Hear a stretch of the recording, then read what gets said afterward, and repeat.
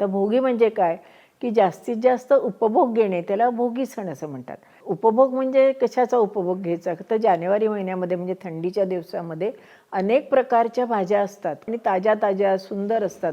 आणि मुख्य म्हणजे थंडीच्या दिवसामध्ये आपली पचनशक्ती छान प्रज्वलित झालेली असते. त्यामुळे अशा वेगवेगळ्या भाज्या खाऊन वर्षभराची बेगमीसुद्धा आपण या महिन्यामध्ये करू शकतो. आणि म्हणूनच या भोगीच्या सणाला बाजरीची तीळ लावून केलेली भाकरी, मिक्स व्हेज म्हणजेच लेकूरवाळी भाजी किंवा सगळ्या भाज्या एकत्र करून केलेली भाजी आणि मुगाच्या डाळीची खिचडी हा अतिशय सुंदर, छान आणि सात्विक मेनू असतो.